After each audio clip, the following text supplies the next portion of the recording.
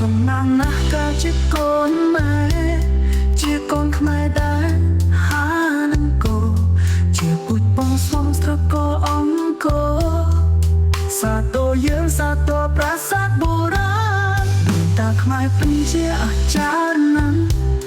ជាប្រវត្តិសាស្ត្រដ៏សានត្រានតាសាងសំណងប្រាសាទប្រាំរឹងមមបានក៏បានហាត់គ្រឿទឹកខ្លាំងហើយក្រៃលែងគ្មានគូព្រៀបដ៏មានព្រៀបបានធៀបនៃកម្លាំងពិតលំហាពុកចាំងក្រវល់លំមមិតបានឃើញកាន់ប្រឌិតដ៏ចានៅប្រាសាទที่ដោយរូបចំឡាំ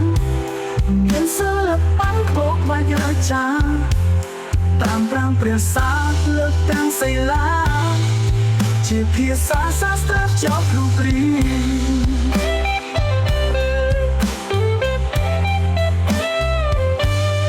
មានរាប់សរេរំស្រស់ស្អាត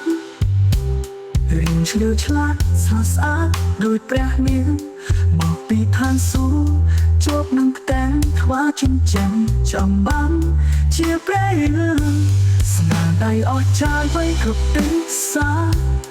ដោយមានចាសៃឡាចាំងคืนលឹងក្នុងប្រវត្តិសាស្ត្រនៅសម័យលឿន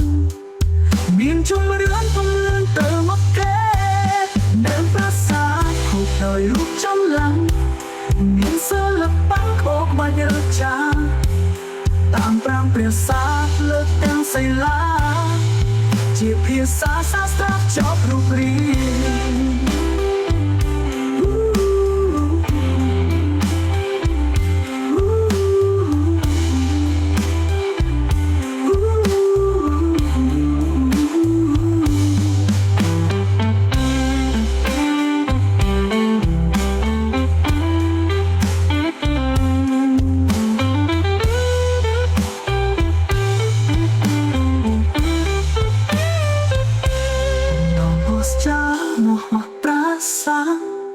ឃើញលោស្អាតដោយសម័យនោះទេ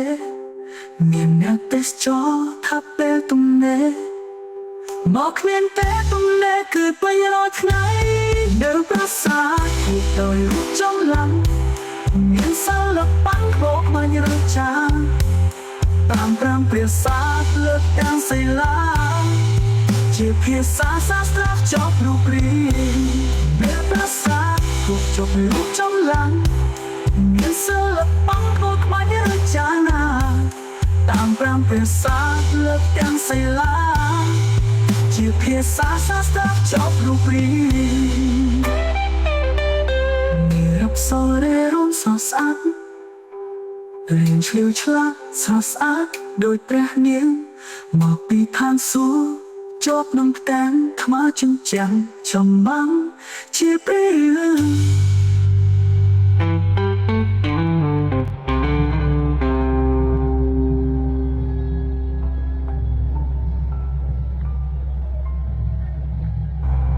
ស្នាដៃអស្ចារ្យបីគ្រប់ទិសាដោយមានចាសីឡាចាំងคืนក្នុងប្រវត្តិសាស្ត្រនោះសម័យលឿន